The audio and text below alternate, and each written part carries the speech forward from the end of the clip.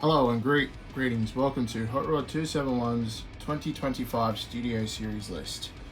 Today I will be presenting my top Studio Series figures of 2025.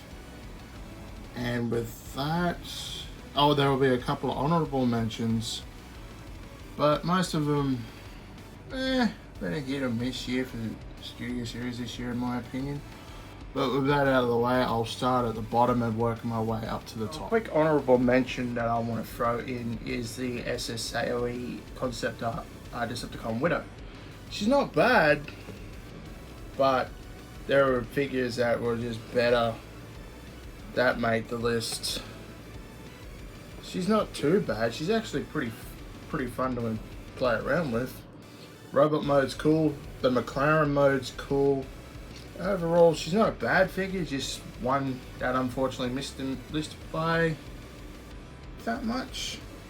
The next figure that I would like to put in the honourable mentions is the SS Dark of the Moon Deluxe Class Q. Same reasons as Widowmaker, he's not too bad. There are a couple of bits of his transformation that are a bit finicky, but overall, he's a fun wheeljack figure if you didn't get the original one from 2012, the one that was, I think, Japan exclusive. I could be wrong. The first figure to start this list officially is the SSTF1 A-List Deluxe Class B127, or Bumblebee. He's pretty cool. He's pretty movie accurate. Fun robot mode. His transformations are pretty cool. His vehicle mode's not too bad either. But there are other figures that I've personally preferred to play with over the course of the year to be. Not saying he's bad, not saying he's good. Well, he is good, but I'm not saying he's bad and I'm not saying he's terrible. But other than that, that's B127 from Transformers. Next up on the list is the Studio Series Gamma Edition Voyager Class Decepticon Thundercracker. Now, if anyone knows me, I love Thundercracker. Thundercracker is my favourite of the original three Seekers, with Starscream being a close second. But don't get me wrong, I don't mind the Tetrajet transformation. It's actually pretty cool. The Thundercracker comes with his neutron assault rifle and his mace, and yeah, like if anyone knows me, I love the Seeker, the War for Cybertron Seekers. So yeah, that's Thundercracker. So moving on will be, next up on the list is the TF1 Deluxe Class Starscream. His robot mode's pretty cool. His transformation to jet mode is a pain in the butt, not gonna lie. Comes with his null rays, and yeah, his jet mode's pretty cool. Shout out to my mate Darth Screamer, whose favourite character is Starscream from Transformers.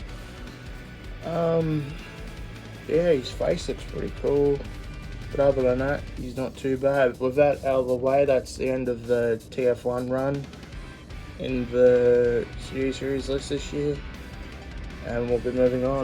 So this might be a bit of a controversial opinion, but I don't care. But the next figure on this list is the 86 Bone Crusher.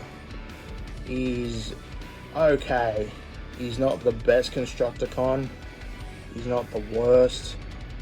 But his transformation is simple. His bulldozer mode isn't really something to look at.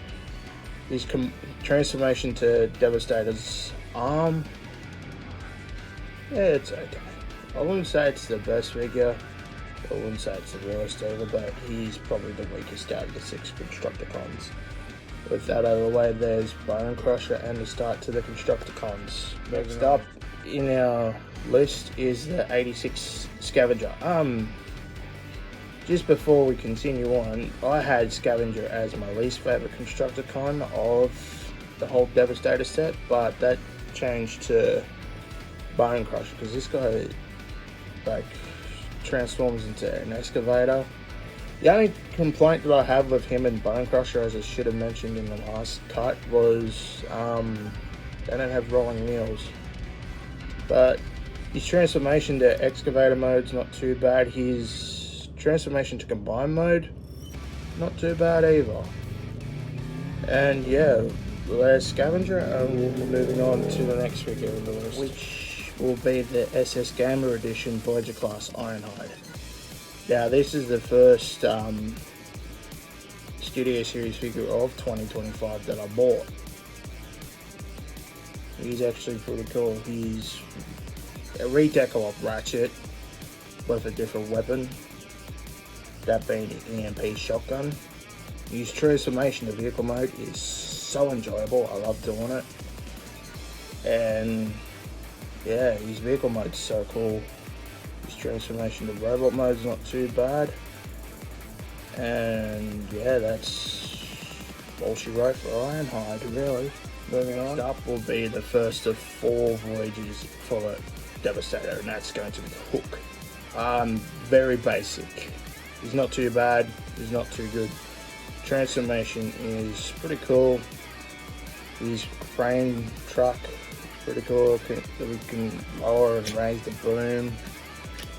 And the transformation to Devastator, you got to align the tabs when you combine him to form Devastator, and it's got to be very precise, but other than that, he's not too bad. I quite like him. So moving on is the SS86 Part 2 of the Commander Class Long Haul and Hook 2-pack. He came with Hook, and he also comes with a trailer, but I'm not going to dig that out. He's the better of the two, in my opinion. His transformation's fun, even to combine mode, and you've got a little bit of a trailer gimmick that houses all the accessories like the fists, the legs,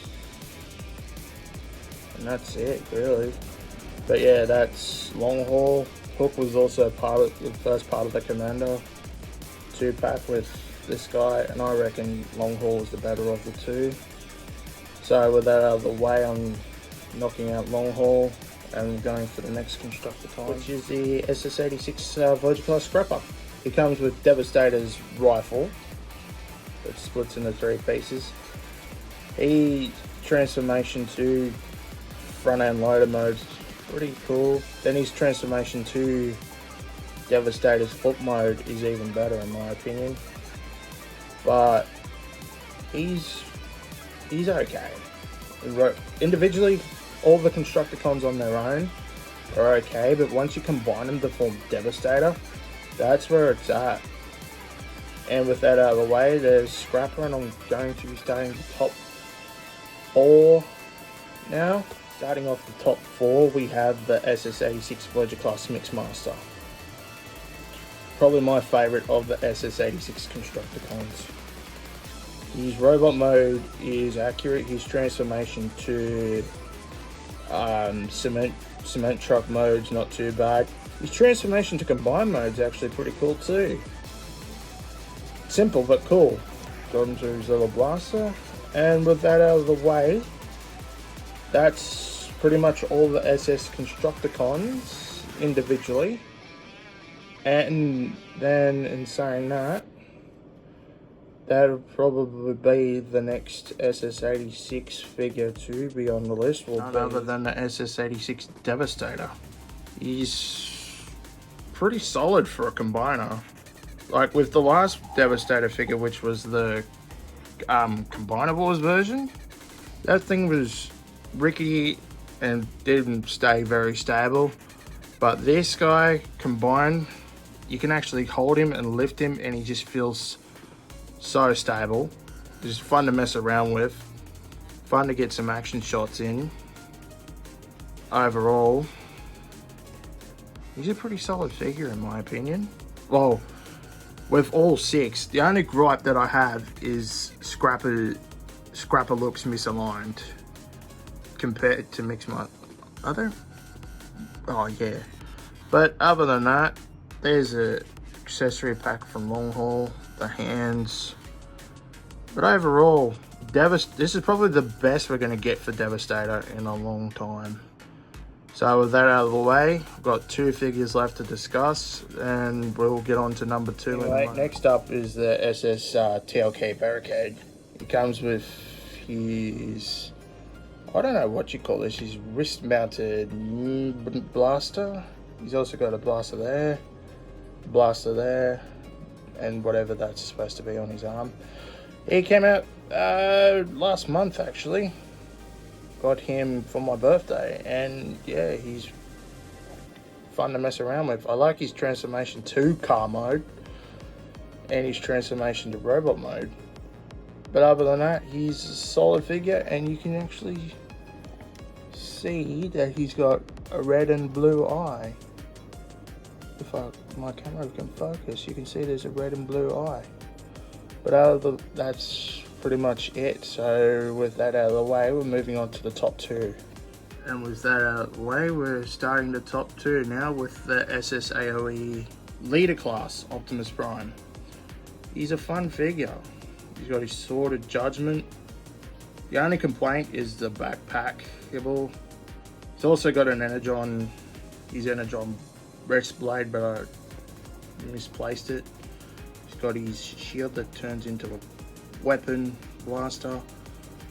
And the only other complaint that I have is the lack of paint. But other than that, he's definitely worthy of being runner-up for 2025. He's a solid figure overall, fun to mess around with, accurate truck mode, reasonably accurate robot mode, reasonably accurate weapons. He's just overall fun to mess around with. And with that out of the way, we're at the home stretch now with the last figure in. And the best figure of 2025 is the SS86 leader class Megatron. Hoo-wee, he is magnificent. Fun robot mode. Oh, excuse me. Great transformation to tank mode and back. Fun tank mode. And he's just overall fun to mess around with. Fairly accurate. Got his fusion cannon. It's a fun figure to mess around with. I enjoy it. Hands down the best figure of 2025. I bloody well thought Optimus was going to be top figure, but nope. Megatron takes it. I enjoy playing around with Megatron more than I played with Optimus, you know? And Optimus is one of my favourite characters, but this year it's Megatron that takes the cake for the top figure of 2025. So yeah guys, that's my list for the best figures of 2025